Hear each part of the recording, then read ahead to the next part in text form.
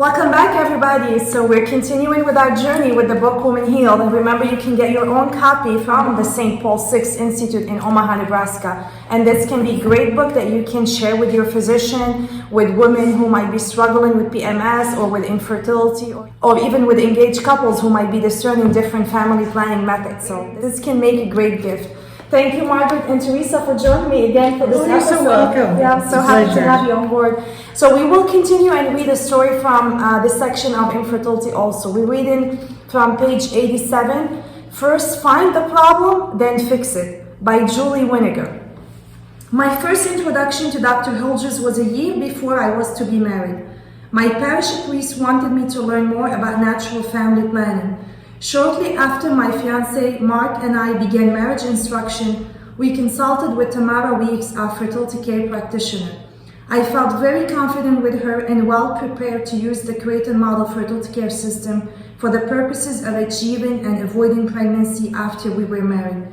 How much do we need priests to require it Yes. as part of marriage preparation? It's so true. Because they're not going to hear about it anywhere else. That's right. Everything they're going to hear on the media and the culture is birth control pill or condom or all these contraceptive devices on the market. Mm-hmm. And then as pastors, they hear so much about the roof needs replaced or we need money for the school, which are all important, yes. And yet this too is very important. And we can be that ancillary, that other teacher for them and work with them side by side as they teach their marriage couples in the pew struggling, they're married.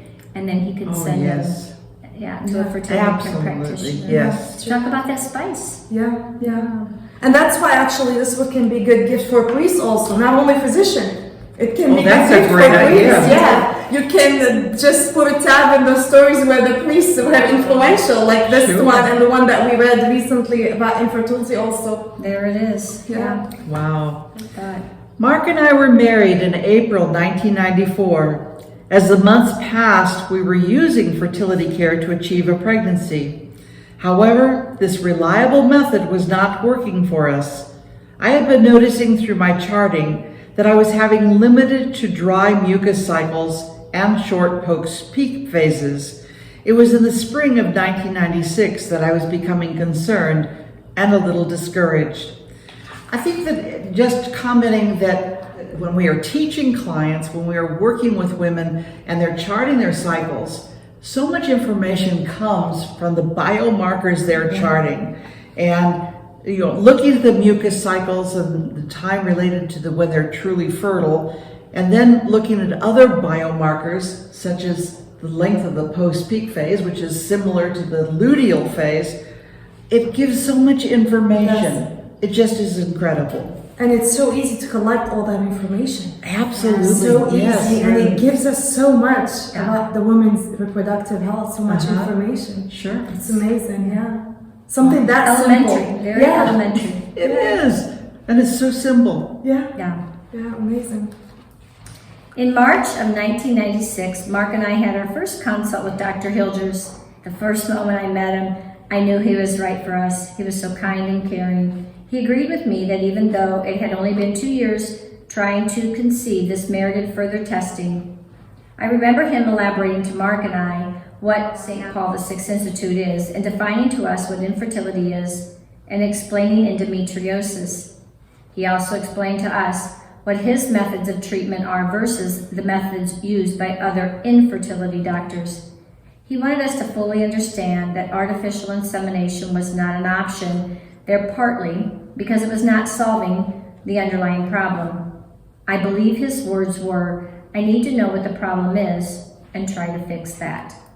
As you were reading about her encounter with Dr. Hilgers and how she said, I knew he was right for us, he was so kind and caring. I remembered when I went through my EP1 with Kathy Rivet and she was talking a lot about Dr. Hilgers, I got so excited to meet him. And I was charting at that time, so I sent my records to the Institute and I got laparoscopy scheduled in June of 2008. I remember being so excited, like going to Omaha, not being afraid of having to undergo surgery just because I wanted to meet Dr. Hilgers. Sure. After hearing all these stories about him. And yes, he was so kind and so caring. Oh my gosh.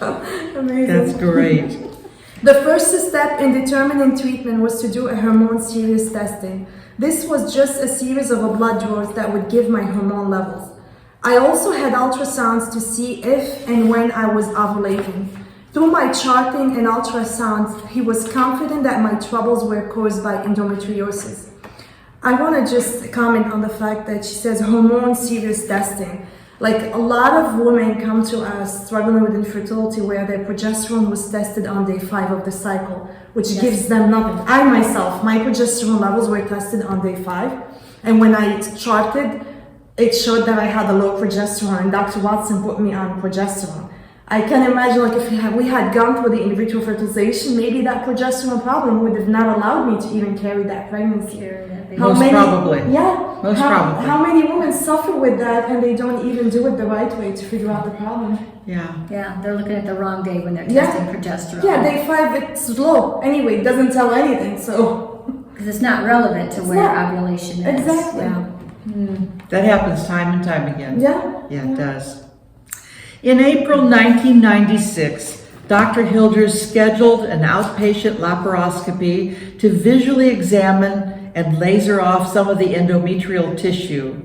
Unfortunately, what Dr. Hilders found was an enormous amount of endometriosis growing outside of the uterus. The extent of the endometrial tissue was everywhere. He found it extensively on the ovaries, bowels, and appendix, and also on other organs. The conclusion was that this was too much to correct during his surgery. He later met with us at his office to show his findings, and he had a video of the laparoscopy. I was shocked to see the magnitude of the endometriosis findings. We agreed with him that I would need to undergo major surgery, and we scheduled it for 3 weeks following the laparoscopy. The surgery was a lengthy 5 hours. He met with Mark after the surgery to inform him that it was a successful surgery. 2 months after I had the surgery, we resumed trying to achieve a pregnancy with the help of low dosage of Clomid taken on days 3 through 5 of my cycle. I was also taking Trexin and amoxicillin to increase the mucus that would enable me to chart better. In June 1996, I found out I was pregnant. We were so happy. We went to Dr. Hilders to make sure all was fine. I would go into the office to have my progesterone levels checked. From the beginning of this pregnancy, the levels were too low. I was getting progesterone shots to help boost the levels. Unfortunately, this did not improve, and I ended up miscarrying at 7 weeks. This was hard to take mainly because this would have been our first baby. I was just thinking about the enormous amount of endometriosis that she had. Like, if it was another doctor than Dr. Hilders, probably they would have not removed it completely like he did. Because we know the way he does his surgery is really more accurate, he's more particular about really doing it. And I've heard him say that you can find 8 to 10 different appearances of endometriosis, and if you're not trained to recognize all of those, it's very easy to leave it untreated. Yeah, I remember when he had my laparoscopy, he found very mild endometriosis, but he removed it, he said, because he didn't want it to get worse later. Right. And other doctors would have probably ignored it if it's that mild. Yeah, we do have, well, this has been several years. We had women that had surgeries before we had NAPRO surgeons in our area, and they would leave it if it was found on the colon or the perineal body because they didn't have special surgeons there in surgery. Like Dr. Hilders will bring in a colon surgeon to have it removed. And one of the women were telling me, even after time, she still feels the pressure, she still feels the pain and the suffering, so that it didn't end up good results with that sign, with that symptom. Yeah, I was wondering how painful it has been for this woman before she got diagnosed with endometriosis by Dr. Hilders, and no one had diagnosed it before. Yeah, on the bowels, that's, yeah, I'm not sure. Time passed and we were trying again to conceive with the use of Clomid. In September 1996, I was back in Dr. Hilders' office taking another pregnancy test.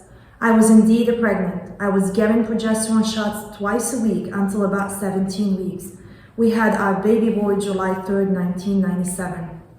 Our second successful pregnancy was similar to the first in that I needed to go through the hormone series, checking levels. This time it took 1 year of being on Clomid, but eventually I became pregnant again. We were ecstatic. Over half of this pregnancy, I needed progesterone shots.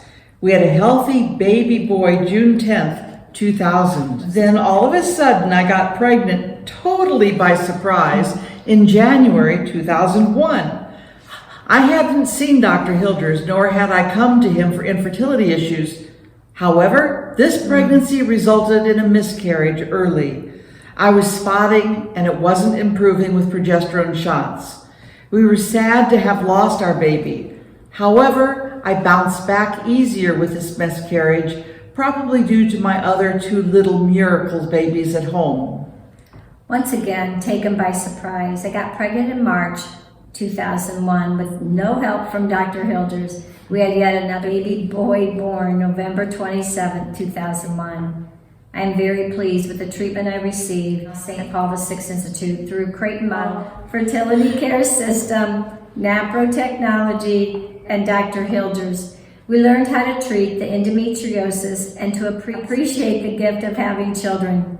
After having gone through the surgeries, I respect and understand what many women endure to be able to have children. I admire Dr. Hilders for his achievements in infertility and reproductive disorders, and especially as a selfless physician in today's society. Another great story. It truly is, and she is so right in that he is a selfless physician. Yeah. He does care about women. Yeah. You know, my personal experience with the fertility specialist and with NAPRO doctor, it's like a black and white experience. Oh, I believe that. Like, I remember when they knew we had one problem, so they sent us to the fertility specialist, and I remember sitting with the fertility specialist 10 minutes. We will make your baby in the lab. So careless, no compassion. It's like, she's gonna make me sandwich in the kitchen. Not make a baby in the lab, like, not God is the author of life. She's the one who decides. But when we met with Dr. Watson, who was in the NAPRO Technology in New York at that time, she spent 1 full hour with us, going through all the protocols, what they do to help couples identify problems. It was completely different experience. We felt cared for, we felt loved. We weren't looked at as a dollar sign. Like, we were treated as a human being with dignity and respect. That's such a huge difference. It is really. Oh my gosh. It is. We do have an infertility specialist in the area, and he assures women that walk in there to his office that the Catholic Church approves of IVF. Oh, to convince them of Oh my gosh. Yeah, he's talked to a priest. So, just check resources. Yeah. I don't know what else to say to that. Yeah. And if you're struggling with infertility and you're watching this video or listening to the podcast, you can go to fertilitycare.org and you can find a list of NAPRO Technology medical consultant in your area. And you can get in touch with them and they will direct you to practitioner to help you start charting. And this way they can help you with your cycles and evaluate what's going on in your cycles. Don't miss out on this opportunity. Consider this as an invitation from the Lord. It's not just from us. It's not a coincidence that you're listening now, because obviously you need to get this information, and that's the purpose from doing this series of video. We want to help every woman. We want to empower every woman and couple, and every woman and couple deserve to know about this. Yet, unfortunately, Many don't. Many don't, and many doctors don't even know or approve of them. Any final thought on this section before we close it? Infertility from your experience? I'm excited to go like this video. That's a good one. We can all do that. That's a good one. We'll do that and we'll share with other people. Yes, that's true. Don't forget to like this video and put your comment in the description box below. Any comment, questions, anything you would like to share. And we hope that you're really benefiting from this. And don't forget to share it with others. Don't keep it secret. Don't keep it for yourself. We need to spread this great news and let everyone know about the Creighton model and NAPRO technology.